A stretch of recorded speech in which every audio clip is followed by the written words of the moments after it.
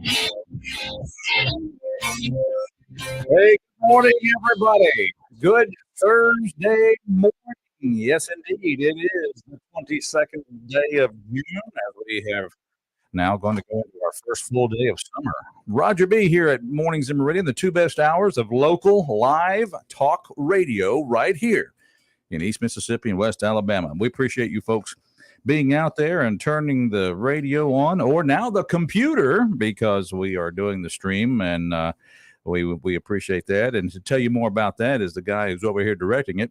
Say hi to my main man, Rob. Hey, good morning, sir. Man, it's good to see you, sir. Good to see you. And yeah, we're online right now, WALTmeridian.com. You can listen to the audio stream on your desktop or, you can always type that in on your device that you carry around. We're always buried in our iPhones and Android devices. What do you mean? Yeah, I know everybody's always in that phone. Wait a minute. What? Yeah, what? You said something to me? Yeah, or we're doing the Facebook Live thing over at our Facebook page, WALT Talk Radio, and WALT is also on YouTube. So we're everywhere this morning. So there you have it. Everywhere this morning. We're everywhere. We're everywhere. We're so glad you're out there. And of course, this show is designed for you. We talk about all kinds of things, local, state, and national.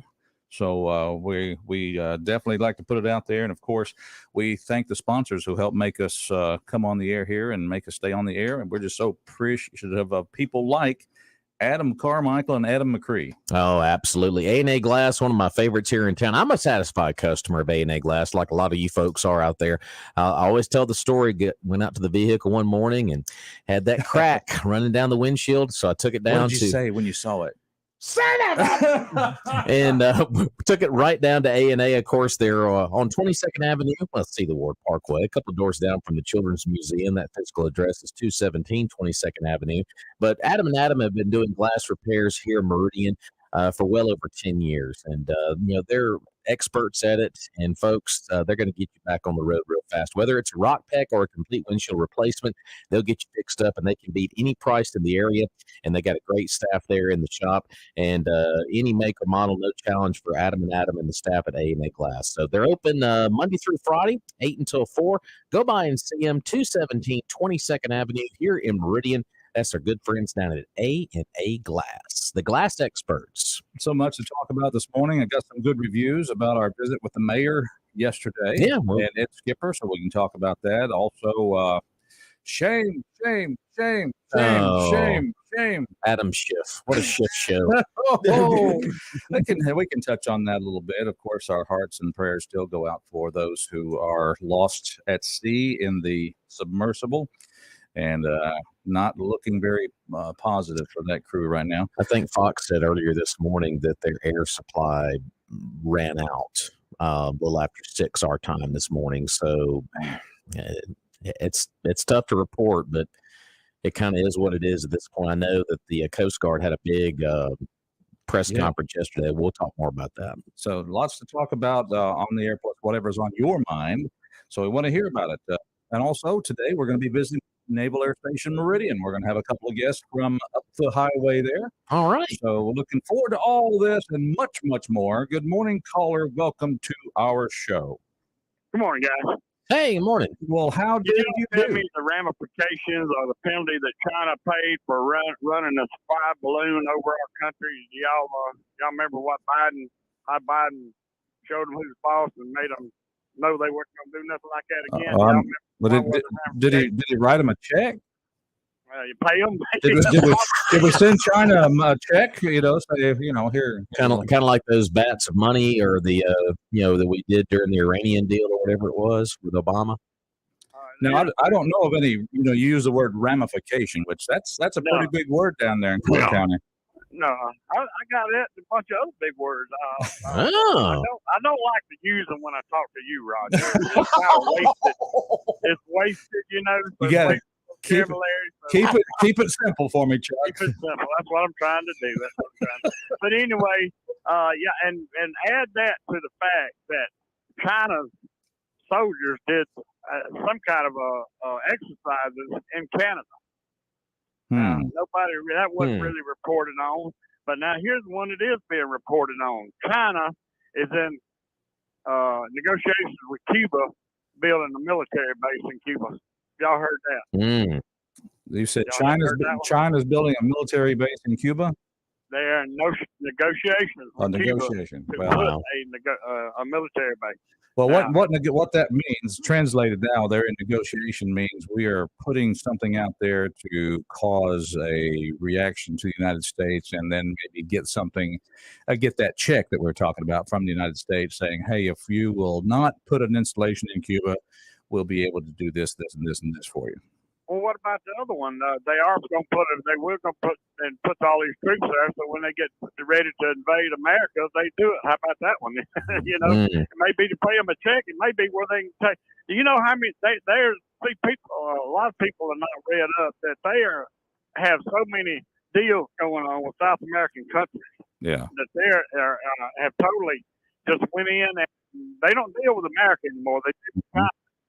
Bolivia, big gold fields down there. They're all that goes. Most of that gold going to China. China's paying for all that. Mm. So there's a lot of things going on in South America, and now the gall and the gumption that they will be allowed. That never would have happened under Trump.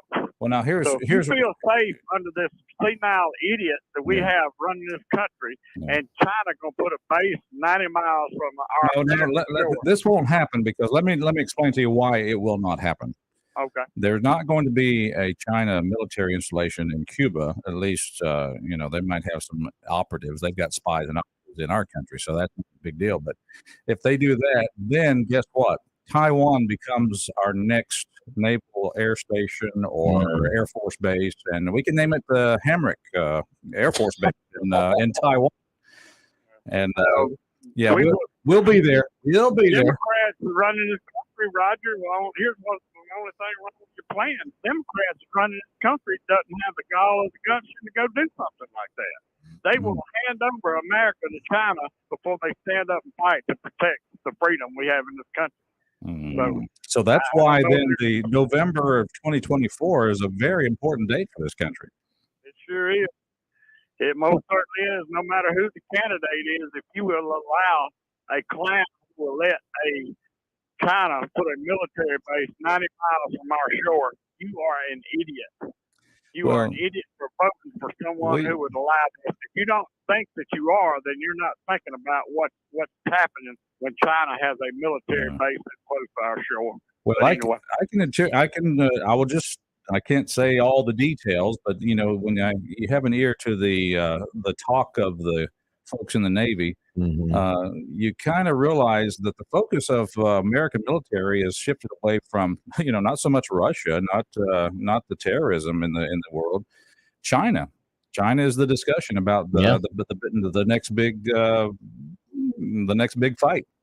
But if China has your president bought and paid for, then are you going to fight? Let me throw out one other thing. I'll get out of here. In other words, keep those checks coming to the Commander-in-Chief's family. Right, and he'll let you do whatever you want. And save a little something for the big guy. The big guy. Hey, look, what is the commander of our military, the black guy, the commander? Y'all know his name? You're talking about the Secretary of Defense? Yeah. Was it Austin? He was grilled. He sat there and lied. The guy was asking the Republican senator in here and was asking time and time again, how much money is American military from the American military expense account is going to put on drag these what do they call them, where the men dress up as women? Drag shows. Yeah. No, go talk to kids. Go talk to little kids and read them, out of storybooks and stuff like that. That's going on a military basis. The guy had the proof of it. And this guy, the Secretary of Defense, sat there and lied time after time again when these kids were being exposed to these men dressed up as women in their perverted stories and no telling what they were telling them. But anyway, and he was lying at. So this is the Secretary of Defense, guys. So it makes you have a whole lot of confidence in where we are in this country as far as being protected. Well, I just want the record to show that the one time that I put on a blonde wig and put on makeup, it was just my wife and I trying to decide what I would look like. That's not what I heard, but if you write your story, you stick to it, Roger. Don't let nobody, don't let them tell you nothing, buddy. You go ahead and have your month and show go to San Francisco and you march and you don't let nobody tell you otherwise, buddy. We all thanks a lot. 601-485-9191. That's our talk line. I mean, Have you honestly? Yeah. This is time to fess up. Did you ever do that? No. You never did that. No. I'm the only one. Well, here's my question: when did this? No, I've never happened. When did this issue become so dominant? This whole trans. I mean, I know we've talked about it exhaustively here on the show a lot over the last couple of months, but when did this all of a sudden in 2023 become such a large issue? That's what I'm trying to figure out. It's just like, when did this trend kind of set in right now? Well, regardless of when it is, what happened, and again, you have to realize it is the agenda of a loud few about a few that's really just driving this thing, and it's made and in the party in power, in order to try to accommodate that base, playing along like they trying to accommodate that. And until you get more folks like Riley Gaines, come on, it's just going to continue to get worse. God bless her. Go girl. Riley Gaines. Say it with me. Riley Gaines. Riley Gaines. Riley Gaines. That's what I'm talking about. Yeah, she's class act. Yeah, she's not putting up with it. And of course, she testified on Capitol Hill in pretty emotional testimony where she and other swimmers had to dress in the same locker room as Leah Thomas. Of course, we all know Leah Thomas is the man and competing against women. And I want you to know something. This whole thing about getting this whole thing into the kids at school, tranny indoctrination in schools, the gay community is really not for this. No. They're like, this is not this is not something that comes under that category. So it's kind of a strange. This is a crazy world we live in, but thank goodness for people who stand up and speak their mind and speak the truth. And that's like we talked about Riley Gaines. Well, and as much as folks want to criticize Ron DeSantis, if you're a Trump, no matter what, at least he's fighting for children's rights down in the state of Florida, like he did with all that legislation. I will give Governor DeSantis a lot of credit for his words. We're just trying to fight back and stand for the children and parents' rights. But where are we at? But where are we at in the country when you have to fight this hard against it? I mean, this thing has gone completely upside down. Well, let it continue, and maybe there'll be a chance to have somebody back in the leadership. But you have to have legislation for stuff like this. What should be common sense, without legislation, you have to have legislation for it. There's this book we've had for hundreds and hundreds of years. We've had it at our disposal. Called the Holy Bible. Yes, sir. And then we the farther we get away from that, the more it stays on the shelf and collects dust. The more we're free to come up with our own ideas of what is right and what is true and how things should go. And that's kind of where we're headed at. Mornings in Meridian, 601-485-9191. Good morning, caller. Well, I'll have to say amen to that and say that it's sure tough following the Chickasaw Kid. That's a good name, the Chickasaw Kid. Well, I mean, he could throw a rock and hit it. I know it. Yes, that's a neat little river. Now, you are a historian. I know this is not what you called about, but you are a historian for this area. Is it my understanding that the town of Enterprise was actually a stopping point, or the last stopping point for steamboats that would come up the Chickasaw? You have pretty well nailed it. I was having this discussion with some of the history of Enterprise, and it will amaze you. And let me tell you what. I don't read history. I just wait for the movies, but I heard somebody talking about this. I was in Enterprise yesterday, and I've been there several times lately. Yeah. And it's unreal what's going on in Enterprise. There's one fellow that's driving the whole thing. Yeah. But that's not what I called about. I know it's not, and I appreciate you indulging me a little bit there. But Enterprise is a very interesting story. But I have to ask you two guys a question. Yes, sir. Yes. Is Michael Guest a rhino? I would say no. Well, why did he vote present on the censure of Schiff? So he voted present yesterday? Okay. He voted present, along with, I think, 5 other Republicans. Well, I tell you what we can do when we have him on next. We'll just ask him. What do you think about Well, that? I would love to hear his answer to that. Well, Because he's not going to take my call, I guarantee you. yeah, he'll take your call. It just let's see. You want his number? I see it's. Yeah, I do. But that's a good point. Let's find out. That's the best way to find out what a person's thinking. Just go ahead and ask them. So we'll work on that. Well, I'm going to tell you what. If anybody deserved to be censored, it was Schiff. I mean, he spewed some lies and some misinformation. What did you think about his sanctimonious response to his censure? Yeah, you nailed it. Sanctimonious, and along with those other Democrats that rallied and went down and shame. celebrated. Yeah, shame. Yeah. I tell you what, we live in a unbalanced world this day and time. Well, it is as far as lots of things, as far as the media and what they're promoting, the mainstream media, of course, not our good friends down here at WALP, but also unbalanced in way of justice. Who gets punished for crimes and who gets off scot-free? The two-sided moral argument, I'm right. And if you disagree with me, then I'm going to get angry with you, That's right. Oh, does the name Michelle Fishbach ring a bell with you? Was she a teacher in the second grade? No, she wasn't down at Bassfield. Bassfield. Anyway, she's a Republican representative from Minnesota. Okay. There you go. She was one of the other Republicans that voted present. Okay. So, and the present vote is one that just simply allows you to claim somewhat neutrality. Is that the deal? Well, it claims that you were there. Mm-hmm. That's what it claims. Yeah, because it is neutrality, but that's like you would ask for a roll call. Mm-hmm. Present. I'm here. Yeah, because we had a lot of those type of votes when McCarthy was going through the speaker's race. There's a lot of those present votes during that. So yeah, it's kind of what that is. Absolutely, but it's time to hold these people responsible, and I'm glad that the House did censure him because he deserved to be. Probably deserves more than that.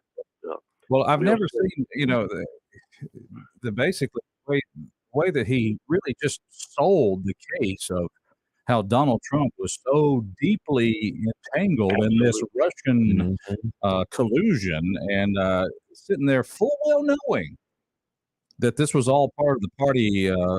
This was just the party line, and knowing that it was full of falsities. And so therefore, I guess if you're saying one thing, but you know the truth is something else, then what are you doing? Lying. Hey, there's a word. All place lying. And let me say this. Correct me if I'm wrong, but I believe in the Durham report, yes, didn't they say that there were a lot of people that owed Trump an apology? Mm-hmm. You darn right I think they probably owe him more than an apology. Yeah. But they definitely owe him that at the least. Yep. All right, guys, you have a great day. And are they working on that stoplight in Meehan yet? We got to get past Meehan Day first. Oh, I'll be there. There you go. That's coming up this. We missed you at the annual meeting. Yeah, we got the meeting. The annual meeting. We had an annual meeting recently at the fire department. There you go. I was kind of impressed. I was driving in central Wisconsin last week and saw a sign that said Meehan. Where is Meehan located? Right below me elbow. There we go. The joke still lives on. Thank you all. Back, there we go. Do what now? Did you bring any cheese back? I ate it. You did? I ate it. Kind of stuffed right now. Well, I guess you'll need something to. No, I'm not going there. You have a plunger? No. Well, hey, you know what the Choctaw word for cheese is? What's that? Choking butt. No. Oh no! It's 601-485-9191. Yes, we're not afraid of insulting a few people along the way here at Mornings in Meridian. Glad you're out there. It'll be the first time nor the last. 601-485-9191. Good morning, caller. Good morning, guys. How y'all doing? Hey, doing well, sir. Come on in here. Tell me what's going on. It was very very interesting about Michael Guest voting president. I Yeah. am very embarrassed if that is the case, because if you remember, he also voted to do the inquiry against Trump, the January 6th commission. Yeah, well, that's true. You all remember that? He voted for that with the Democrats. Mhm.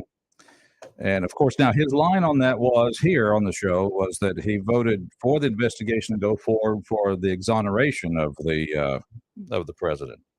Oh, that's bull. Oh, That's bull. You know, for the you truth to come wouldn't- out, the truth will set you free. Well, I mean, I wonder what this is going to be. You know, like the guy said ahead of me, you know, Adam Schiff needed to be drug outside and caned and not just censured, because I'd really, you know, sticks and stones will break your bones, but words will never hurt me, you know. Yeah.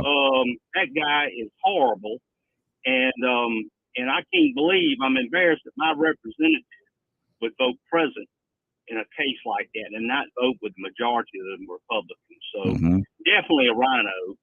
And while I've got y'all guys, I mean, have y'all got anything got lined up with Chris McDaniel coming on? We are in the works on that. I actually spoke to Chris while I was on vacation a couple of weeks back, and we were touching base with him to get him. Actually, we're working on getting him in studio. That'd be great. Yep. I mean, this guy is our conservative that really needs to be in the lieutenant governor seat.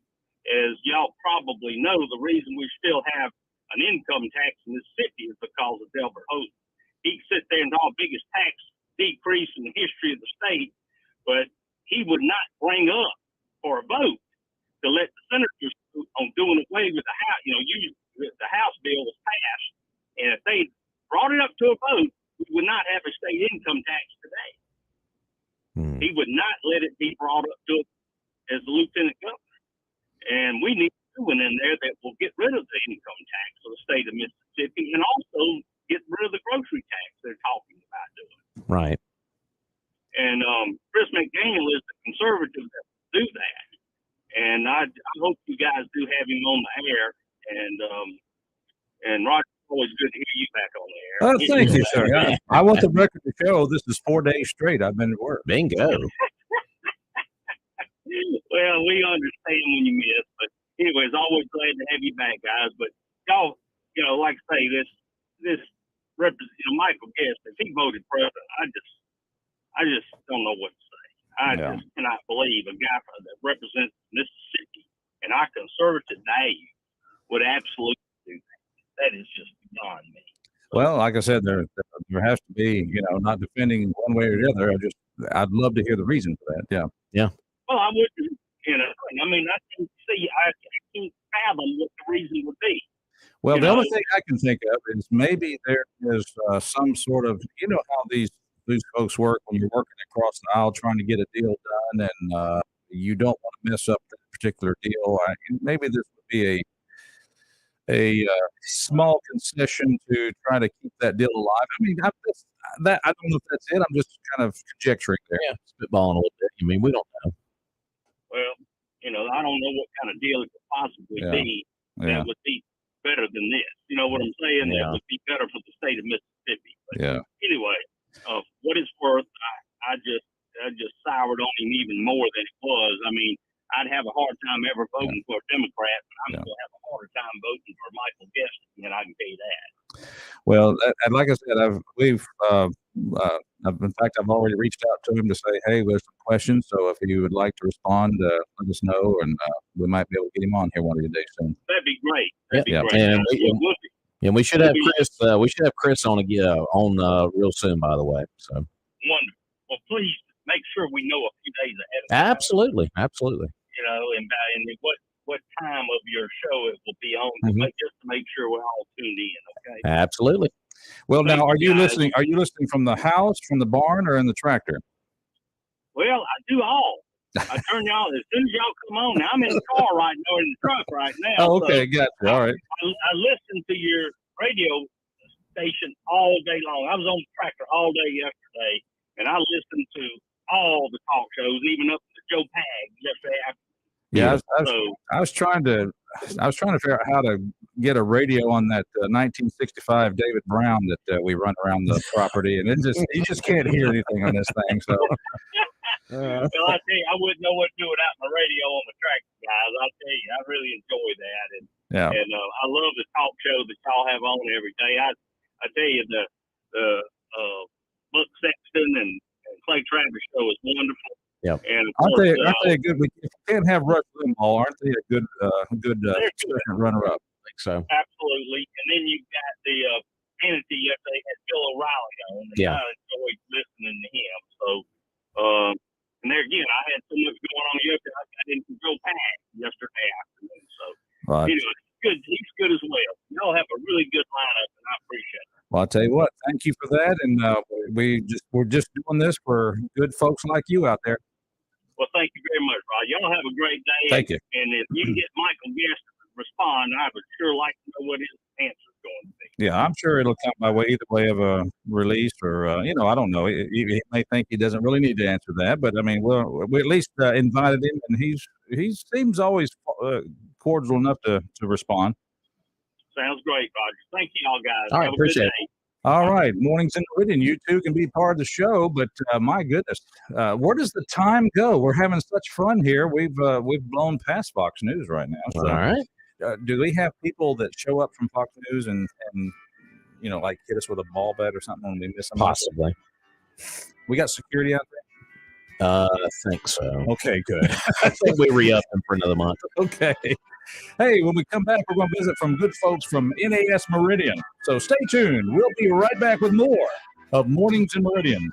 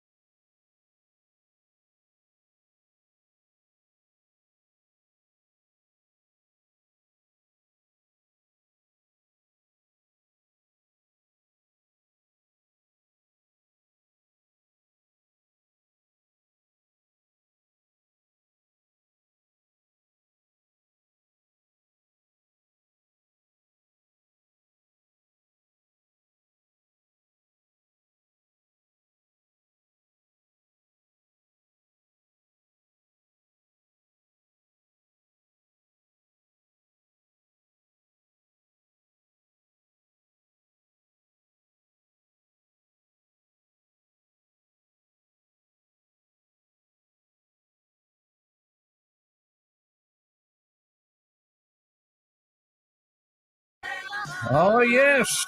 Also, don't 70-year-old ladies. They like to have fun, too. There you go. Cindy Lauper, she turns 70 today. Happy birthday if the 22nd of June is your birthday. Rob, I think it's worth noting that she said girls just want to have fun. Girls. Yes. Girls want to have fun. I know where you're going. She made no reference to trans just want to have fun. There you go. Or trans just want to compete in female sports. She just said girls just want to have fun. You know, maybe that's what Riley Gaines should use as one of her songs. Maybe. For cause. She's making her rounds again this morning. So God bless her.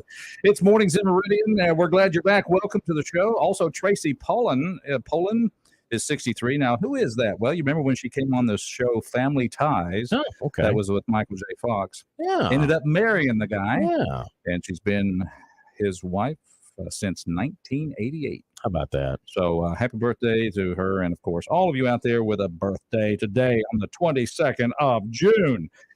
Let's see here. Rob, just want to report. Got to get this message from I do get a Congressman guest. And also got another message for our two next guests that they'll love. So. All right, good deal. We have a message here. He sent a retweet of the reason why they vote of present on the censure. He said, for those wondering who voted present, members who sit on ethics committees traditionally vote present as they do not weigh in on investigations prior to them coming to the committee. And Congressman Guest, he did say, he said he would try to call in, but he's walking to a meeting right now. So just wanted to let you know.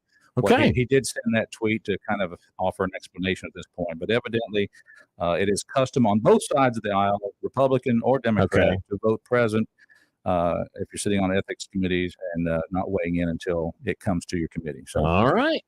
Whether you like the explanation or not, this is what I got. There you go. If you'll just listen to WALT, you'll get the answer. There you go. You just gave us one. All right. Also, we'll also tell you where to go get a bite to eat for lunch. Absolutely. And that is the Magnolia Restaurant inside the Queen City Truck Stop. Of course, off of exit 150. Lunch will be they'll start serving that around 10:30 today. And Roger, on the menu today is pot roast. Oh, they've also got hamburger, steak with onion and gravy. It's so good. And of course, if you want to go fried or baked chicken, they got that on the menu as well. And of course, a good old fashioned biggie burger or an open face hot roast beef sandwich. They got those as well. And of course, they always start out the day with some delicious breakfast. It's all at the Magnolia Restaurant inside the Queen City Truck Stop, just off of exit 150. And if you want to do the to-go route, 601-482-0259. We call it Meridian's unofficial lunch counter. That is the Magnolia Restaurant, Queen City Truck Stop.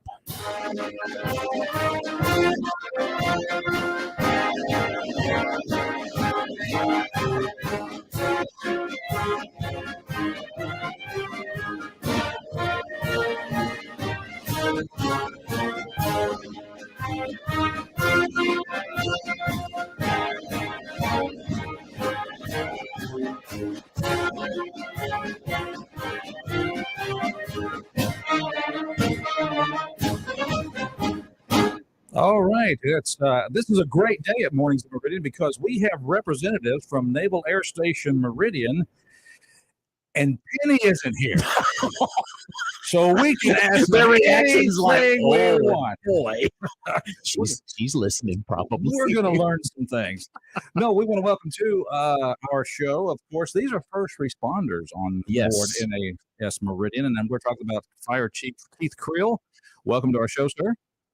Well, there you go. Mm-hmm. Thank you, sir. Well, I'm glad you're here. Of course, welcome to Deputy Chief Twaski Graham. How are you, sir? I'm doing great. What about you? I cannot complain. Happy you're here with us. And of course, it's kind of interesting because we talk about first responders here in kind of the civilian side of the fence.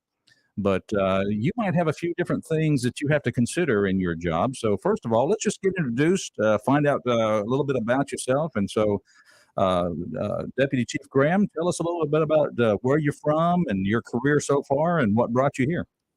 Originally from Jackson, Mississippi. I've been here since 1993. The Navy brought me here. wife of mine is. You just didn't get very far from home, did you? No, sir. Didn't get far from home at all. My wife is one of the local judges here, Judge Bill Graham. Son. Well, there you go. Now I know how she got the name Graham. Okay. First of all, I said he's talking about Val Young, right? No. Okay. Now we know. Good deal. Great lady. Great lady. Yeah, absolutely. Yeah. You done good. Yeah. She got pretty lucky. Tell it, brother. Tell it.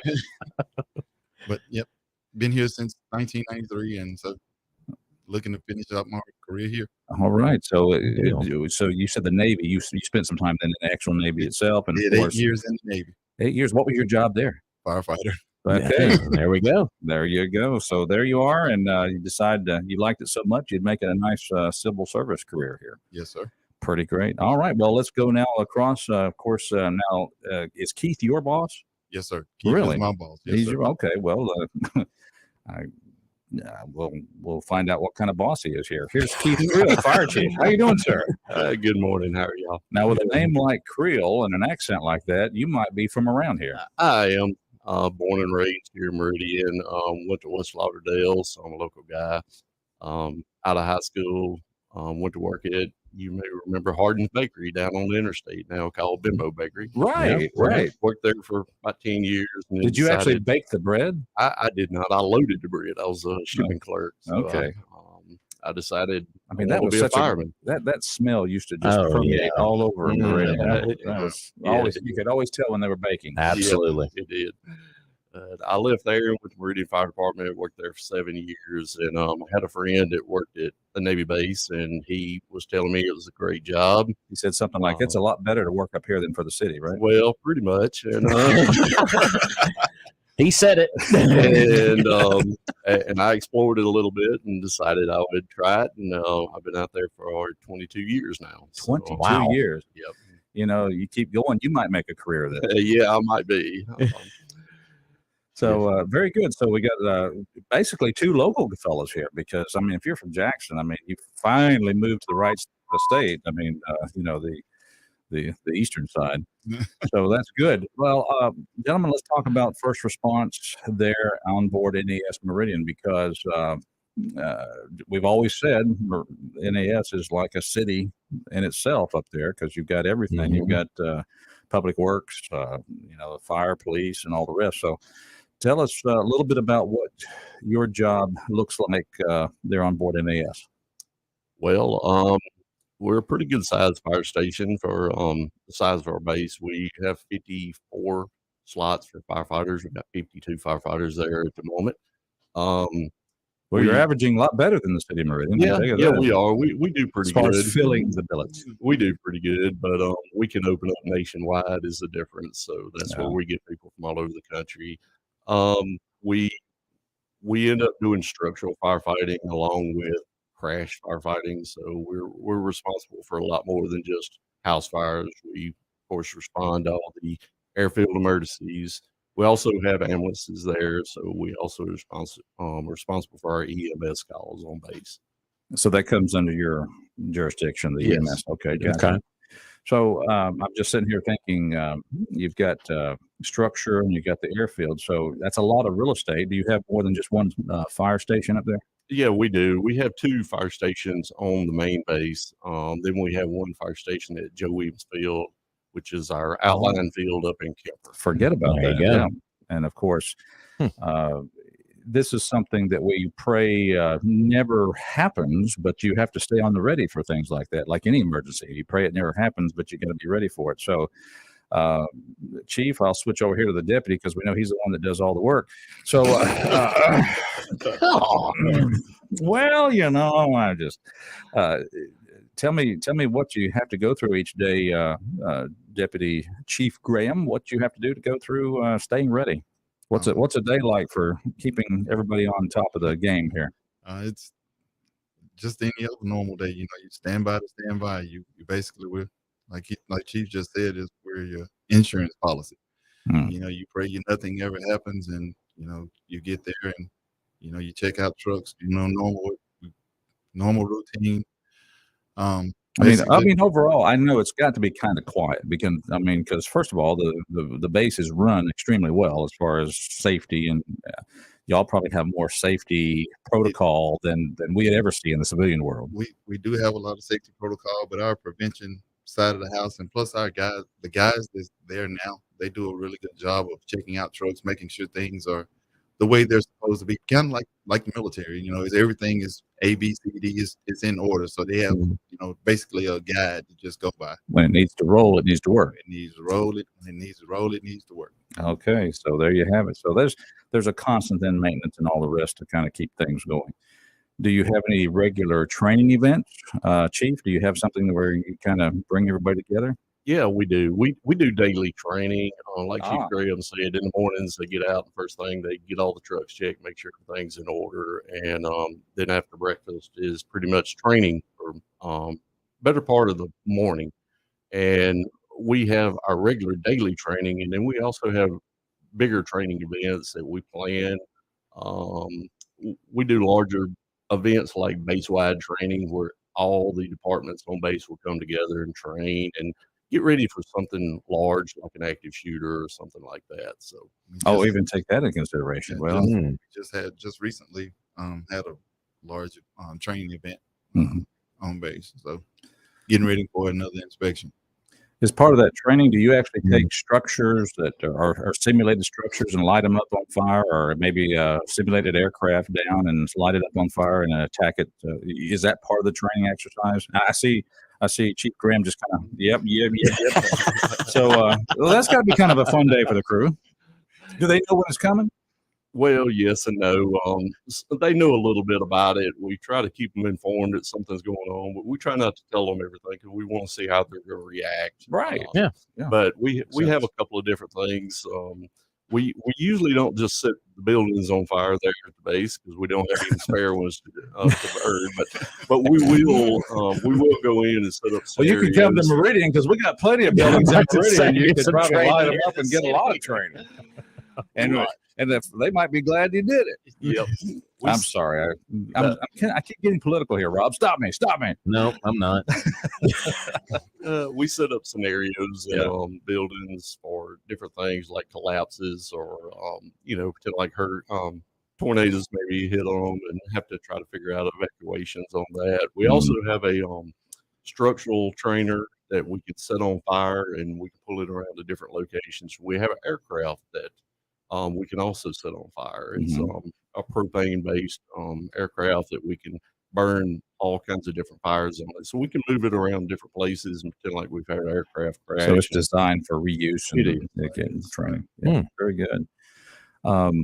Whenever you have an exercise like this, Chief Graham, what are some of the surprising remarks you hear from some of your crew? Do they have any observations that maybe they first didn't realize?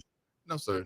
They usually, like I said, we try to hide it as much as we can, but typically most of the guys have been there so long to where they know when we're not doing normal training during the morning or something like that, they're like, okay, we got something coming. We know they're about to do something. So it's hard to surprise everybody when we're right there with each other. All right. Well, since Penny isn't here, oh no, she said she is listening. How many? I know, but she can't do anything about it. Oh no! No, I tried. No, I always have fun with her on this, but we're pretty above board here. But no, in all seriousness, though, because you're there. Let's take, for example, the station that's there on the airfield. How many, say, in a given 6-month period or a year, how many times do you have an actual call out for a real aircraft emergency? Well, on aircraft emergencies, I can't tell you broke down, but I know last year we had a little over 300 emergencies total. We do 300? Wow. Yes, I think it was 322. I believe I was doing paperwork on it. I was thinking he was going to say we had like maybe 6 or 7. Yeah, it's just like with Meridian. We may sit around for a week and not have an emergency, and then for the next 2 weeks we may be just back to back to back. It's it just varies a lot. You never know. We have a lot of we don't have a lot of house fires, but we have a lot of fire alarm. Yeah, we have a lot of fire alarms, and that's a lot of difference from when I was at Meridian because you know, Meridian, I guess, is more houses in Meridian, so you're not worried about fire alarms coming in. And at the base, pretty much just about everything up there has a fire alarm system in it, and they're all the time malfunctioning. Something goes off, you got to go check it. So check we're it all out. the time checking. And along with the aircraft side of it, you know, when they come in with hot breaks or a light comes on, you know, we have to respond to that as well. You know, I was going to ask, what's the nature of these emergencies of these? So they're just obviously, because we're not crashing and burning up airplanes out there, but they're just precautionary call outs. Is that kind of what you would consider that? some of them, you know, within the hot break scenario, you know, of course, once they get too hot, they'll eventually ignite everything else. So, Yeah. you know, basically precautionary. When they call an emergency, we're out, and you know, the guys take care of it and do a really good job of taking care of it, because obviously y'all don't get to hear about it. That's true. There you go. That's true. That's key. I've always said in my one of my careers as an aviator, as a pilot myself, I said my goal every flight is never make the news. So there you go. So you're keeping everything rolling smoothly over there. We're visiting, of course, with Fire Chief Keith Creel from the NAS Meridian and Deputy Chief Twaski Graham, who give us some great information here this morning. But let's talk about those who help make this show possible so these gentlemen can talk to you.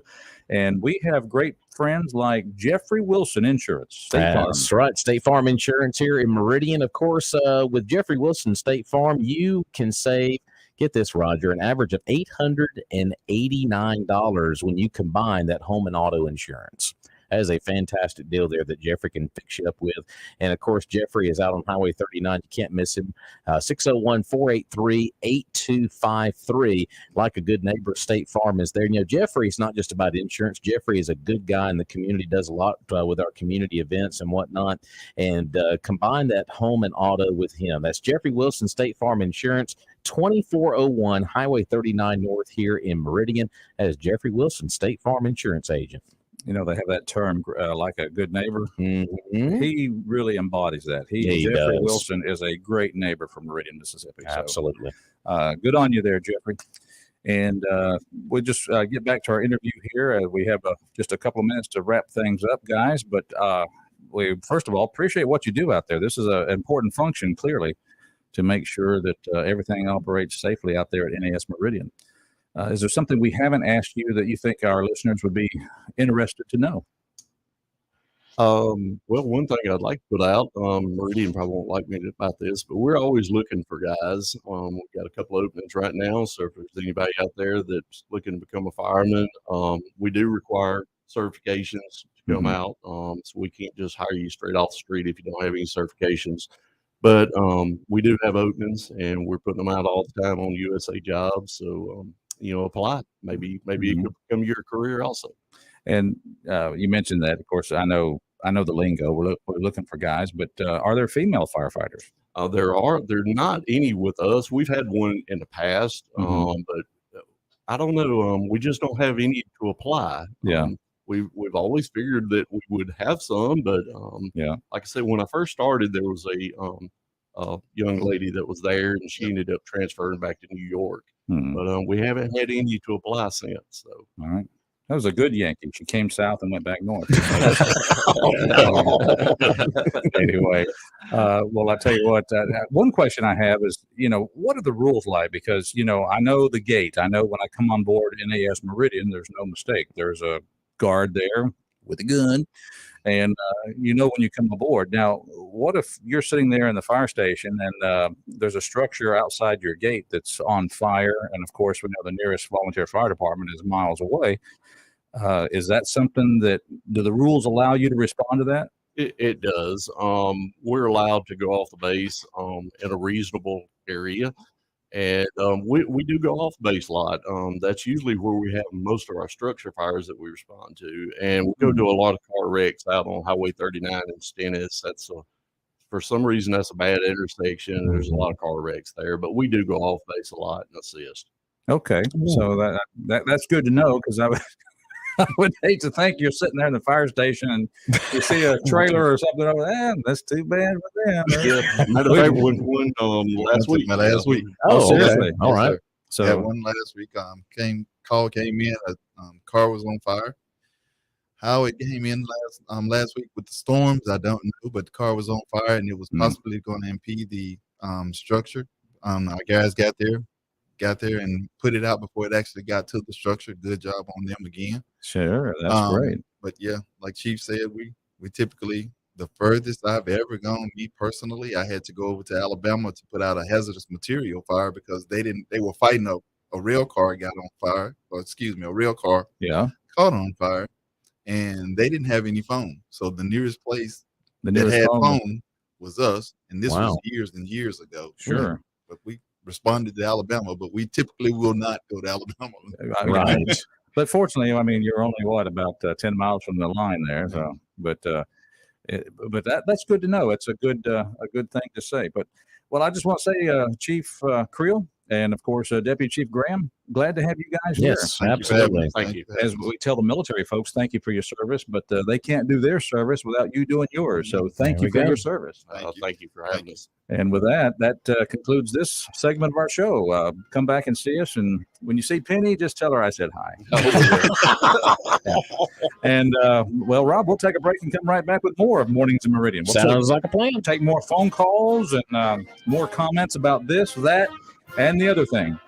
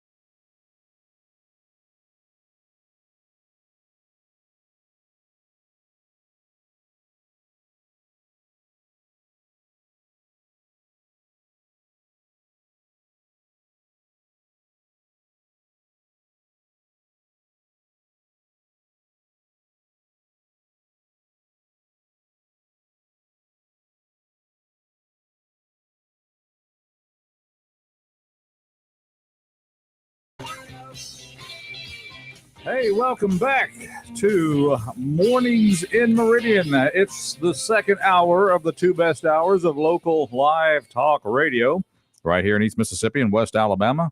Roger B, along with say hi to my main man, Rob. Hey, good morning. Appreciate our friends from the base being here this Yes. morning from the fire department. Fantastic. Chief Creel and Deputy Chief Graham keeping the firefighting and response, rescue response going up there at NAS. So good job on all the men and, well, I was going to say, well, men and women that do that job. I'll tell you what, it's amazing to me that the amount of training just to keep themselves sharp and ready to go. They're always prepared for any situation. And also, good to know that they, are a good assistant when it comes to maybe helping out in the community. They mentioned that as well. So just one of those parts of NAS Meridian that kind of, wouldn't say goes completely unnoticed, but it's just something we don't that we kind of take for granted, maybe. So well, and I'm going to give this shameless plug because I'm proud of the Mississippi Council of the Navy League, one of our undertakings as the Mississippi Council is to support the sea services. And of course, that means also support the base and the people and men and women on there. And it was kind of interesting. I was telling you a story. We go up and give every graduating class every time they have a winging almost about once every 2 weeks these days. Right. And the new class, there's always a top point getter. They kind of grade you on your performance. Does he get the Top Gun trophy? He gets we call it the golden stick. It's a nice trophy that looks like a stick, control stick. And we give that out. And the last recipient of that, his mother came up. She was the one that pinned his wings on when it came time for the pinning. And she came up and told me afterwards, she said, he went to college with the help of a scholarship from the Navy League. How about that? And so that's the kind of help that we do. So I want to invite you to really reach out, go to usnavyleague.org and think about joining Mississippi Council of the Navy League. Fantastic. And showing your support for men and women in the sea services. So that free commercial is brought to you by Roger B., the president of the Mississippi Council of the Navy League. So thank you. Also, my goodness, let's thank the folks that make this show possible. Like, he served in the Army. He served his country, but when he got out, he became the entrepreneur in Meridian that said, hey, you folks are going to need somebody to give you service and not excuses with your business machines. And he's been doing it right since 1979. We're talking about Jerry Purvis, Purvis Business Machines. Of course, you can check out everything they got going on at Purvis at gopurvis.com, or you can stop by that beautiful showroom at 4505 Highway 39 North in Meridian. Folks, they got lease return color copiers where you can save up to 85%.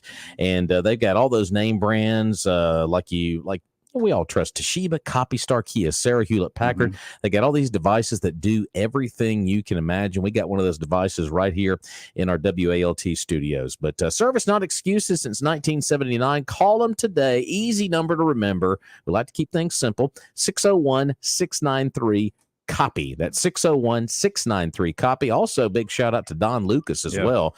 Good staff member there. He's always keeping things rolling as well. So Purvis Business Machines. All right, let's go to the phone lines and say good morning. Good morning, caller. Ray Roger? Is this our congressman? Yes, sir. Good to talk to you this morning. How are you? Hey, Mr. Guest, how are you? Congressman Michael Guest joining us here. Just as you said, you were in a meeting, but you would try to reach out to us. Thank you for calling us, sir. Well, look, I wanted to call and kind of give your listeners an explanation of kind of what happened over the last couple days.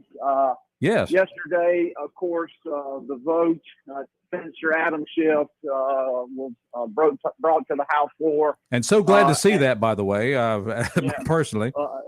Been a long time coming. And actually, if you remember, Roger, there was a vote last week. So last week there was a motion introduced by Representative Luna from Florida.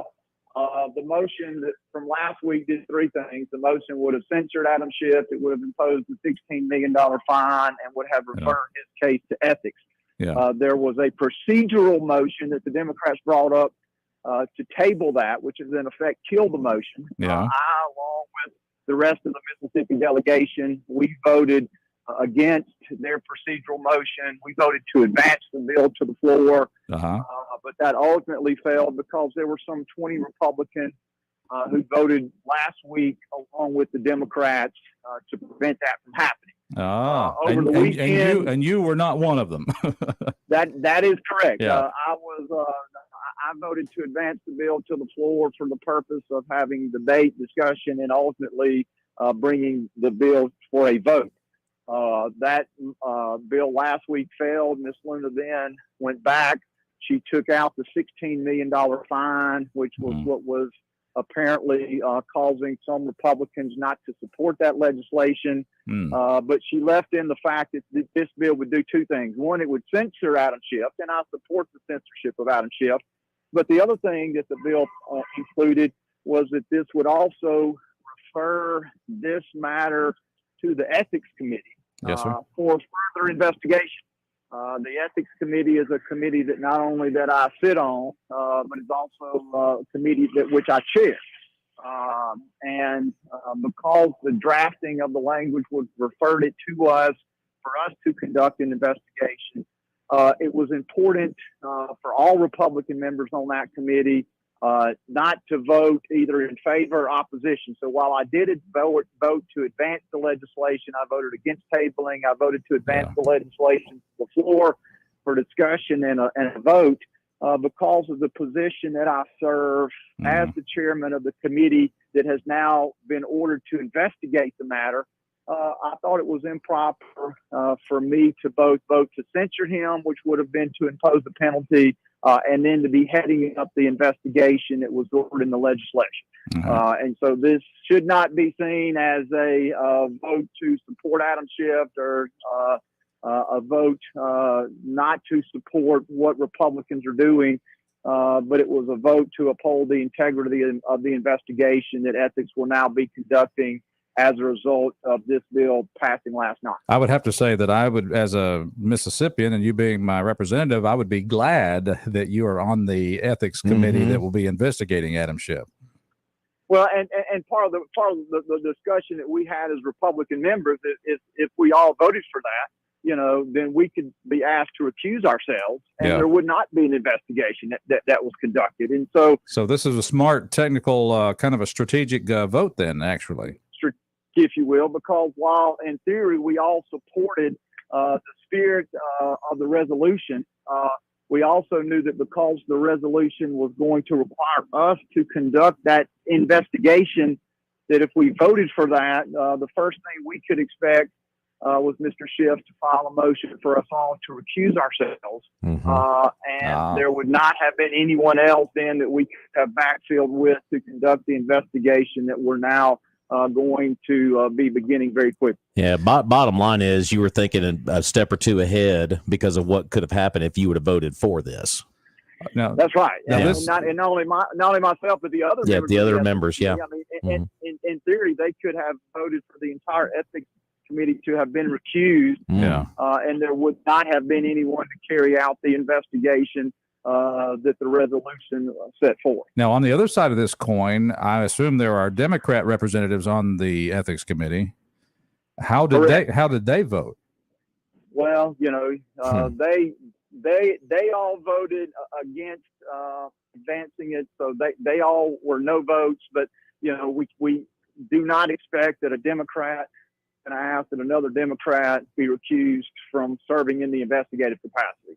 In theory, I think that Mr. Schiff would probably love that the investigative committee, if it was possible to be made up by strictly members within his own party. I'm just thinking if there's Democrats on the ethics committee that voted not to censure, then they could be also, the argument could be they should be recused.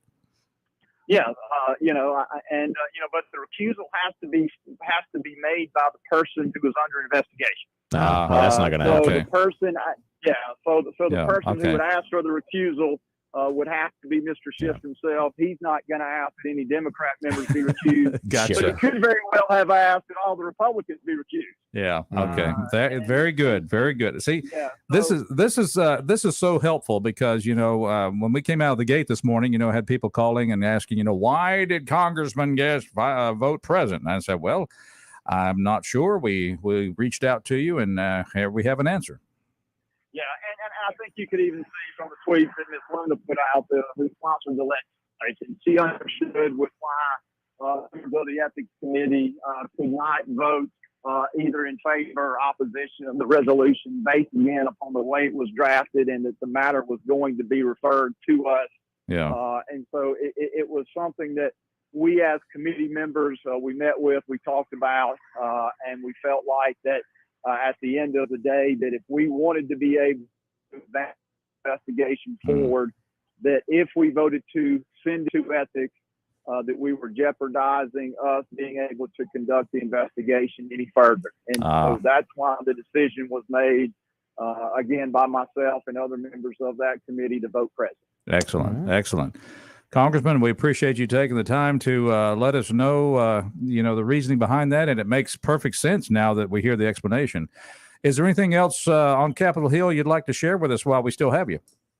Well, it does appear that we will be having a vote maybe later this week, today or tomorrow, on a motion to refer Warren Boebert's impeachment of the president to two committees. One of those committees being Homeland Security, and the other being Judiciary. And so I serve Homeland Security Committee. So if that is ultimately what Congress decides to do, then we will actively be involved not only in the investigation of Adam Schiff based upon the resolution that passed out of the House last night, but Homeland Security will be actively involved in the impeachment process of the president. So, and not only myself serve on that committee, but Mike Ezell from the 4th Congressional District, as well as Benny Thompson. So three of Mississippi's four members of Congress will actually be very actively involved in this investigation of Joe Biden and his unwillingness or inability to secure our border. Very good. Well, that is good news. I wish you the most success in that as well. We're going to be, as you can see, we're going to be extremely busy with things that we're doing up here. And we're going to be continuing to work hard for the people of Mississippi and particularly East Mississippi. And we always keep our eye on our friends over at the 186. And we're working with our National Guard component and active duty military to try to position ourselves to see the replacement for the KC-135s, which great platform. We need to be able to keep that mission long term. And so that is something that the House delegation and Senate delegation is continuing to work on with the regular basis. And we feel like that we are well positioning Mississippi as they get ready to start probably sometime next year, creating a short list of bases for the new tanker platform. Is that the KC-46? KC-46. Yeah. That replaces. Yeah, that would be awesome if Meridian were able to have the next generation tanker. That would just be, and not a more fitting place than the birth of air-to-air refueling. That's right. The birth of air refueling right there in Meridian. And there you go. We've got to make sure that we keep that mission there. Yes, sir. For the foreseeable future. Thank you for your work, Congressman. Yes. Thank you for your openness and willingness to talk to our listeners, and we appreciate the call, sir. Good talking to you, gentlemen. Y'all have a great day. Thank you, sir. You too. All right. Well, there you have it, Rob. I think it's perfectly good explanation, because if he would have voted for the censure, then Mr. Schiff, when it got to committee, basically it would have been that all the Republican members would have had to recuse themselves. So it makes perfectly good sense. It at least removes that obstacle where Adam Schiff could say, look, I don't have a fair shot here because of the way you voted. So, that makes sense to me. Yeah. I mean, basically bottom line is the Republicans on the committee knew they knew a step ahead. If we do this, then when it gets to committee, he's going to play that card. Yeah. And obviously on the Democratic side, that's not going to be played on that side. So, Rob, do you get the feeling that if you're going to work in Washington, you got to have some idea how to play chess? You really do. I mean, it's like I always say about the game of baseball. It's like, why are you thinking about the 6th or 7th inning when you're sitting in the 3rd? You always have to think steps ahead. And politics, it's that kind of game too. There you go. Mornings in Meridian, 601-485-9191. We have a caller on the line. Good morning. Good morning. You know, if they want to launch the investigation against Mr. Schiff, all they got to do is go to CNN, MSNBC, and they could conclude the investigation within 1 hour. Boy, don't you know the truth? Boy. All they got to do is just pull the clips, and he just speaks for himself right there. I kind of enjoy. I know I shouldn't. I think this might go against my religion, but I'm kind of enjoying the beginning of the end of Adam Schiff. Yes. Yeah. He needs to get the ship out of there. Well, there you go. Oh, Adam Schiff. There you go. All right. Hey, good. Have a great day. You too. Appreciate the phone call. 601-485-9191. If you have any comments about what the congressman has said, we thank Congressman Guest calling in and give us that explanation of his vote for president. You think this is going to help Schiff's chances in California run for Senate? No, I don't think so. Now, having said that, you never know. Rob, you did say California. Yeah. That's why I brought it up. Oh, man. You know, of course, now, is it my understanding that maybe the governor himself might be really looking at endorsing somebody else? It's quite possible. So, and of course, DeSantis keeps trying to bait Newsom into joining the presidential field. I mean, that's getting worse and worse. And of course, what Rob is referring to is Senator Feinstein, clearly not, if she does finish her term, she will not be running for re-election, of course. No. We kind of, I guess there's this possibility that she's going to be leaving the office even before her term's up. So. Sure. And, that happened in Mississippi, where the governor appointed a temporary senator who happened to become our duly elected senator. Sure. And that's Cindy Hyde-Smith, went upon the departure of Thad Cochran. So. Well, it was interesting yesterday when the vote happened on the floor. Of course, all the Democrats are right at the very front of the Capitol building, right up there by McCarthy as he's reading out the vote total, and he slams the gavel a few times, and all you hear is shame, shame. Oh, let's see. Shame. Describe that again here. Let's see what we got here. You remind me of something here. To my Republican colleagues who introduced this resolution, I thank you. You honor me with your enmity. You flatter me with this falsehood. You who are the authors of a big lie about the last election must condemn the truth tellers, and I stand proudly before you. Oh, what'd you think of Mr. Schiff there? Yeah. Well, The yeas are 213 and the nays are 209. With 6 answering present, the resolution adopted. Without objection, the motion to consider is laid on the table. Shame. House will be in order. Oh, man. Shame. Shame on Schiff. Brother. And it's I shouldn't say this, especially now that the way you have our broadcast set up, it can be saved. But say it. When Adam Schiff was pontificating about the errors of Donald Trump and the sins of him being involved in the Russian collusion and his smugness. Yeah. If I was present in the room with him, I think I just wanted to punch him. Well, but that's the only person that I've felt like I really wanted to punch. Isn't it ironic that this censure vote comes on the same day that John Durham is giving his testimony in front of Jim Jordan in front of the House Judiciary Committee, and that vote happens later on in the evening? Isn't that amazing how that kind of worked out? You don't think the Republicans might have had that plan maybe for that to go the way it did yesterday? Perhaps so. But I know we're going to get more into Durham probably during our next half of the show. Got a little soundbite. He was really being condemned by Mr. Cohen. That's an interesting. Got a little soundbite. We'll share that after the break. So, but it was a very. He looked very nervous up there. I think he was a little bit out of his element yesterday. Independent counsel, of course, investigating the Russia stuff, as Trump would say. But yeah, there was one line in that testimony yesterday that really jumped out at me, and I thought it was a slam dunk answer, and we'll play it for you a little bit later on. In the meantime, I want to remind folks that we did have Senator. Well, he probably could be. Maybe. Mayor. We had Mayor Jimmy Smith on yesterday with his, consultant, Ed Skipper. Yes. And, of course, got a lot of feedback from that. Went to attended Rotary yesterday, and some folks commented that it was good to hear the mayor come out and communicate with the people and kind of talk about some of these things. And I got to echo what Miss Ruth said yesterday when she called. We need to have the city on a regular basis. I think it would be wise for the mayor to be on this program. The sheriff comes on once a month. I mean, we'd love to have that regular visit.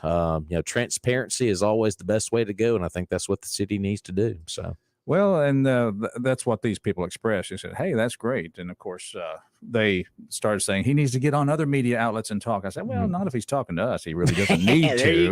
You go. Everybody's here. I'm glad you're here, folks." And you heard the mayor yesterday. And today you heard from NAS Meridian, and we heard from Congressman Guest, some encouraging. We've had a busy show. We've had busy shows this week. We've had Sheriff Solly on. We've had the mayor on. We've had Congressman Guest on. The Navy. It's been a busy week. Would this be a good time to ask the boss for a raise? I'll get back to you on that. All right. That's a no. By the way, that's a no. All right. We'll be right back. Stay tuned for more of Mornings in Meridian right after this Fox News break.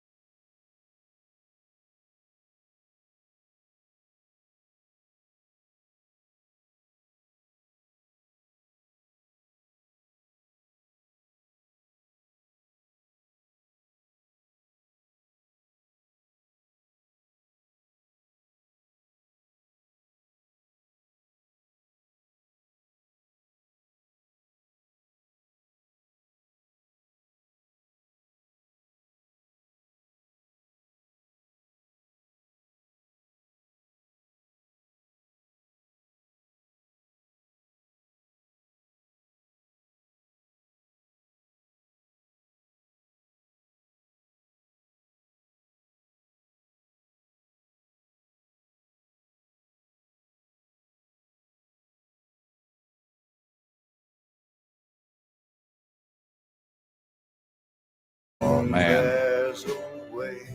Hate to interrupt that song. What do I always say? That's a good one. That's a good one. Chris Christopherson, by the way, turns 87 years old today. Wow. But I'm gonna have to sing that one in church. I like that song. That's a good one. All right, it's Mornings in Meridian, and welcome back. Yeah, it's a little different song than what we normally play joining our show, but that's the quickest one I found from Chris. Maybe it was meant to be. I think so. Well, I think that's a good prayer for our country. Yeah. Lord, help me, Jesus. Please. All right. Mornings in Meridian. Glad you're out there. 601-485-9191. And let's just go to the phones. What do you say? Let's do it. All right. Good morning, caller. Mega morning, true American patriots. Has I played that song for you, buddy? Well, you just don't know what I'm fixing to say. Talking about perfect timing. Yep. Yep. And that would be a good song for the country, like you said. Mm-hmm. But I hope everybody out there is as disappointed at what's happening in Meridian as I am about the shootings, like around Highland Park yesterday, somewhere down in that area. And I see the subway got knocked off overnight. The criminals are just running wide open, man. I mean, they have no fear of the law at all. Yeah. And the odds are in their favor. I was talking to the Mrs. this morning. She was talking about Pierce Brosnan out there in California. His Malibu home was robbed. And I said, don't worry. I mean, if somebody wants it, they need it, you should let them have it. Nobody needs to worry about people coming in and invading your privacy and stealing your profit. No. If it's, that's the reason they make locks and guns. They probably need it worse than you. It's like, right. This is the mentality we have as far as why lawlessness is abounding. The entitlement mentality, and now instead of just equality, they demanding equity. And I guess I was kind of making reference to the district attorney out in Los Angeles. It's like, what a joke. Yeah. But the problem needs to be handled by. Go ahead, sir. I was at San Marcos yesterday. Mr. Chino's, my favorite Mexican restaurant. Everything's always perfect there. Chino's he's a good guy. Oh man, yeah. And actually, there's a picture of me and Chino and Russ Andriacchio and Bobby Faber that was taken at the Wings and Tails in that restaurant. Well, I need to look. Where is it? I want to look for that next time I'm there. Yeah, and I'm sitting at the table, and lost in thought. The phone rings. Well, it's Mr. Benny. I mean, how can you turn Mr. Benny down? Mm-hmm. Well, Mr. Benny, how you doing, sir? What's going on? And it starts out, Hass, I've got a favor to ask of you. And I'm thinking, well, he wants me to come back to the VFW. Mm-hmm. Now, those women, they get mad if you don't dance with them. Dancing's hard work. And sometimes your hands get cold, and those applique back pockets on them blue jeans is emergency gloves. Okay. Little hand warmers there. I like that. Okay. Little hand warmers, yeah. And they cook, and if you don't eat something that everybody brings, it's like Baptists. They get offended. Baptists got it down. If you cook it, they're coming. Beat them, and the flock will appear. Mm-hmm. So I'm asking Mr. Benny, what you got? Yeah. Now, this is a quantum leap. Wow. You will love this. This is the lion laying down with the lamb. All right. So if y'all watch the skyline Sunday morning about meeting time, and it looks like a nuclear mushroom cloud, it wasn't well received by the War Department. Uh-oh. Mr. Benny wants me to come to his church and preach. Oh, wow. Oh, hey. Talking about a quantum leap. Wow. But you know what? Now, Lord help me, Jesus. There you go. There's a prayer for you. I'm gonna be thinking that a lot. But what's the offering going to be like that morning? I told Mr. Benny, I said, if God ain't scared, I ain't either. Let's roll. Wow. There you go. Well, come on. We'll be watching for the smoke. We'll be watching for smoke in the west. Armageddon may kick off Sunday morning, so y'all be ready. Well, I happen to believe that according to what I find in the New Testament, we're a priesthood of all believers. So well, we actually are. When the veil was torn in twain, now we have direct access to God and Jesus Christ at any time. It's called the priesthood of the believer. Yeah, so that makes you a preacher then. Well, God don't always choose a worthy vessel, and I'd be about the most unworthy one he could choose. Mm-hmm. I'd be the sheep in the pasture with the blackest fleece. It smells like brimstone, sulfur, fire, death, and hell. Mm-hmm. But I'm like Minnie Pearl. I'm just so proud to be here. I guess what immediately comes to mind is how are the folks out at the Sucalina United Methodist Church? That's where it is, correct? Yeah. I'm just trying to think how they're going to take to you concluding your morning prayer with Roger that. Well, when I give the benediction, I'm going to say, hazmat, humbly, respectfully, says amen and Roger that. No, that's great. I think that is awesome. So, well, I tell you what, I know I speak for Rob and myself. I will be praying for you, buddy. Absolutely. Well, God's got to have a plug where he can get it now. Mm-hmm. And even from an old black-hearted sinner like me, God's word never returns void. Mm-hmm. There might be one person there that needs to hear this. My buddy asked me, said, what are you going to preach on? I said, I'm going to be a yielded vessel. I want God to speak through me because he knows what those people need to hear. The only advice I would give you is an old preacher down in Texas told me a long time ago. He was from Texas. I wasn't there. If you can't strike oil in 20 minutes, quit boring. There you go. Yeah, that's true. And but I thought that was a quantum leap now. I think that's stepping out in space, man, when you ain't been no higher than the ceiling.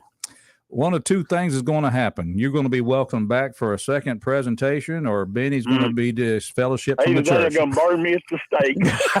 No, either that or Benny's going to be disfellowshipped for bringing you there. Yeah, they'll break Benny's plate when they have the homecoming. Yeah. They'll feed him out on the back steps.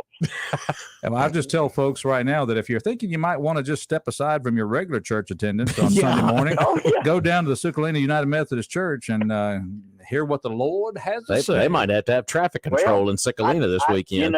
Not being biblically trained and not reading the Bible all the way through and all that. It says, let your leaders be the ones that are strongest in the faith. And not that I'm strong in the faith like I should be, but I believe that he's got the power to pull this off. There you go. Yeah. So I just be in the flow of the Spirit if possible. There you go. And humbly, respectfully, and reverently, Hazmat says amen and Roger that. Good deal. Well, how about all right? Did you expect that phone call from Hazmat this morning? Mercy me. When Mr. Benny calls, you never know what you're going to get, right? Getting from one of our listeners who had to kind of duck out while we were talking with Michael Guest, he was saying, what did he say? We'll just kind of remind folks. Rob, can you recap what Michael Guest told us when he called about why he voted present for the censure of of Adam Schiff? Basically, Michael Guest serves as he is the chairman of the ethics committee. Now, when they had the vote to censure Mr. Schiff yesterday, if Mr. Guest and the rest of the Republicans would have voted in favor of the censure, then when it went to the ethics committee, which Guest is a chairman of, then Schiff could have requested a recusal of all of those members on the committee that voted yes, which being that Republicans, for a fair hearing. Hearing. So that's why Guest voted the way he did yesterday. So that's the explanation we were given. Along with the other Republican representatives on that committee. And of course, there are Democrats on that committee, and they all voted no. Now, Schiff is not going to ask for those Democratic members, on the no part of it So obviously, but that's the reasoning Mr. Guest voted present. So I think it's a perfectly good explanation, because if he'd voted yes, guess what? When it goes to committee, ethics committee, which he is the chairman of, then guess what? He has to recuse himself. Or he could be asked to, which yeah. Of course, you know what Adam Schiff would have happened. And he still may do that just because he's Adam Schiff. But they take away that one justification as to why he could do that. Sure. There you go. So I think that was a perfectly good explanation from the congressman. And he did say earlier that there could be a vote either today or tomorrow. I think is what Lauren Boebert, of course, she was very vocal during the speaker's race with McCarthy. Think that there might be something kind of brewing with articles of impeachment going to what do you say? Well, he's on different committees. He's on the Homeland Security Committee, and if it goes forward and comes to his committee, they'll have the chance to be part of that movement forward of the impeachment process. Yeah, for the president. So there you go. So interesting stuff going on up on the Hill yesterday and today and tomorrow, looks like. But so I go back to Chuck's question of us this morning. He said, "Do you think that Michael Guest is a rhino?" And I said no, and I'll stand by that. There you go. There you go. And of course, I mentioned this earlier, I think right before we got to the Fox News break. I thought it was very interesting that they had that vote on Schiff yesterday. And at the same time, well, not the same time, earlier in the day, started about this time yesterday morning, they had the hearing in the Judicial Committee with Jim Jordan chairing that, which he's done a great job, with Mr. Durham, the independent counsel. And he made a comment yesterday I thought was fantastic. I mean, you're getting grilled by the Democrats on this committee, and there was one, I think it was one member of the committee, was it Mr. Cohen? Yes, it was Mr. Cohen from wherever. Is he from California? I think so. Yeah. Well, that's just always a good place to throw the dart at. Probably from that state out west. But Cohen was really blasting Durham. I mean, Durham's just doing what he's hired to do, right? Yeah. So here's Mr. Cohen trying to somehow make himself look better. You have a good reputation. You had a good reputation. That's why the two Democrats supported you. But the longer you hold on to Mr. Barr and this report that Mr. Barr gave you as special counsel, your reputation will be damaged. As everybody's reputation who gets involved with Donald Trump is damaged. He's damaged goods. There's no good dealing with him because you will end up on the bottom of a pyre. Yeah, my concern about my reputation is with the people who I respect, my family, and my Lord. Slam dunk. Go, Mr. Cohen. By the way, folks, let's hear that Cohen's response. Not Cohen, but Durham. Yeah. Let's see if we can get that back. Yeah, my concern about my reputation is with the people who I respect, my family, and my Lord. The people I respect, my family, and my Basically, Lord. Cohen, he told you, I don't care. We told him I'd have no respect for you, Mr. Cohen. Yeah. That's for one thing. Yeah. Not worried about what your reputation or what your opinion is of my reputation. I thought it was a great response. I mean, that was kind of the slam dunk moment, I thought, yesterday. And of course, there was other moments in the testimony yesterday. When he started talking about the FBI, he said several FBI members have since apologized to him because during the investigation, I mean, can you imagine the roadblocks that Durham had to go through during the investigation, because it's a weaponized FBI the way it is right now. And I think a lot of talking heads have said the same thing we're about to say. That needs to be dismantled from top to bottom and basically started over from scratch, because it's so lethal now. It's just unbelievable. I know a couple of individuals with the FBI, and you realize what an embarrassment, and they'd be the first to say what an embarrassment it is for this law enforcement agency to have acted as it has done in this particular scenario. And then you have whistleblowers that come out and say, hey, this is wrong. And of course, they're just crucified by folks on one side of the aisle. But yeah, it was a very good testimony yesterday. I think Durham was a little bit out of his element. Obviously, he looked pretty nervous yesterday. But when it got to that point right there, that was later on during the testimony yesterday. I think that was kind of I've kind of had enough of it, and then I thought that was a good, classy response on his part. And let's go past that response just a little bit and just see the reaction. Yeah, my Lord, and I'm perfectly comfortable with my reputation with them, sir. Well said. God bless you. Well said. God bless you. The applause in the room. I think that's great. I thought that was very telling. And that was some video from Sky News, by the way. And by the way, this is an investigation involving what again? The Russia hoax from when? 2016. And we're sitting here in 2023, folks. Because, oh boy. Yes. Wow. Mornings in Meridian. I think it's time to take a phone call. 601-485-9191. Good morning, caller. Good morning, children. Hey, Hello. Dad. Hey, Dad. What's going on? You know, the Durham report clearly highlighted that somebody was up to no good outside of just the FBI.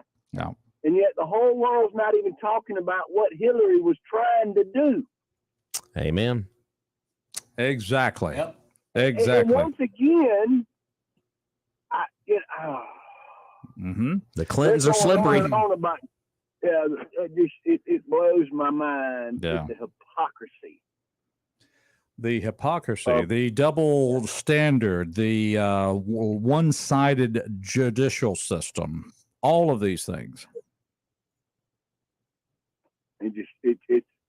It's literally mind blowing. I literally don't know how these people walk around with their own conscience. And technically, you just about have to say they're all sociopaths because they don't have a conscience. Because you can't have that double standard and not have some sense of conscience unless you just don't know it exists. Well, I mean, here's another good example for you: the whole Hunter Biden deal with the plea deal on these charges that came out. What was it, a couple of days ago? Good example for you. This rapper, his name is Kodak Black, and he There's same six of them with the exact same charge. less money. The Less money, and they got jail time. And they got 3+, and this rapper gets 3+ years for the same type of weapon charge that Biden did. And guess what happened to him? He got 3+ years. And what's happening to Hunter Biden? I mean, folks, that's pretty clear. What was the rapper's name? Kodak Black, I think is his name. He should have been Kodak Biden. Then he could have gotten away with some stuff. Wesley Snipes, actor, he got into a lot of tax troubles. Guess what? He got hit pretty hard. And guess what? There was a tax charge in this deal. What happened to Hunter? Nothing's going to happen. I think the guy's name was Ja Rule, Jeff something. Yeah, there's been a bunch of them. Time. Well, I've decided if I don't believe in reincarnation, but if I did, I'd want to come back as a Biden. Oh, I got news for you. If I get pulled over or arrested and they ask me my name, it's Scott Biden. That's a nice ring to it. Yeah. Y'all know my brother Roger Biden? He's on the radio. And, Rob Biden. Rob Biden over there. He's from Meehan. Yep. I like that. Oh, y'all didn't know that's what the Roger B stands for. Really? There you go. Excuse me. All right, boys. Hey. Y'all hang on. It's get to be a wild and crazy ride. There you go. Well, thank you for calling, sir. Appreciate hearing from you. 601-485-9191. We got a few minutes left, but we need to tell you about our good friends down there. Well, I'm talking about Doug and Doug. Doug Martin Jr., Doug Martin Sr., they keep Martin Roofing going along with their 2 or 3 or 4 crews. How many they're running now? Man, those crews are running hard right now. They're busy. That's right, folks. All this weather we've had recently, the crews are staying busy over there at Martin Roofing. But give them a call today if you have an issue with your roof. 601-485-5920. And they do all roofing applications, shingles, metal, rubber, commercial roofing. And just get Doug Jr. to come out there and inspect some stuff out there on your roof. And you know what? May just need a little patchwork, just a small project, or it may need to be the entire roof. But they'll give you a free estimate, inspect for damage, and work with the insurance companies as well. Members of the Better Business Bureau, 601-485-5920. And what do we always say about Martin Roofing? You're going to see those red Martin Roofing signs all over town. I think they're just about to outnumber the coroner signs. That's how popular they are. It's Martin Roofing, 601-485-5920. All right. And he comes in swinging away again. Comes in swinging. I just want to make mention, Rob, that we had at Rotary yesterday Billy Adam Calvert. Now, he's been on our show not too long ago, but he, it was just good to hear him recite to our group there. Once again, just the accomplishments that were done in the Mississippi legislature during the time he's been there, and he's threatened to pop in here again here pretty soon. So Mr. Calvert does that. Yeah, just wanted you to know that he's threatened to do that. So just be on the lookout for that also. Okay. 601-485-9191. Want to remind you that not all Toyota dealers are created equal. They might be the same cars, but the deal, let me tell you something. There's nothing like a Doc's deal. That's right. Just a short drive up to Philadelphia, Mississippi, Highway 16 West, or call them on the phone, 601-600-3786. And they got a fantastic service department there at Doc's Toyota as well. And they're even open a few hours on Saturday if you need to swing by and get your Toyota service there in the service department. And, of course, they got their entire inventory online. You can shop right there in front of your desktop while you're watching us on Facebook Live on WLT Talk Radio. That's docstoyota.com. They got that new and used inventory, everything from Camrys, Tacomas, 4Runners. Oh, they've got it all. Pre-owned selection. They offer everything from affordable beginner cars to those top-of-the-line luxury. 601-600-3786, docstoyota.com, and find them in Highway 16 West in Philadelphia. All right, we just got a little time left. Let's take a quick phone call. Good morning, caller. Welcome to our show. Good morning, guys. Hey, Ruth. On the moral scale, which one is worse? Is it a family member, adult member taking a shower with an adult or a daughter, or a family member tongue kissing a daughter? On the moral scale, which one is worse? Ruth, what in the world are you talking about? Well, we have this whole thing. It's been documented with Biden, his daughter in her journal. I mean, we were taking showers together. And in the case of Trump, people were extremely uncomfortable around him because he tongue kisses his grown married daughter. My whole thing is all of these people should go away. The Clinton should go do some jail time. The Biden should do some jail time. Preach it. Trump and his children, they should get a good apology from the Clintons and from the Bidens. They all should go. They should get an apology from the Clintons and the Bidens. They all of those three family people, they should go. Right? I guess we agree. Away. I guess 2 out of 3 ain't bad, Ruth. I agree with you on 2 of them. Okay, bye. All right. Mornings in Meridian. Well, Meatloaf sang that too. 2 out of 3 ain't bad. That's right. Well, we got to get some bills paid here. And then, of course, you see Glenn Beck. He's looking through the window saying, get out of my chair. There you go. So how about tomorrow? Let's do it. I'm going to make it 5 in a row. Wow. Good Lord willing. It's a streak. All right. See y'all tomorrow. God bless. And buy local when you possibly can.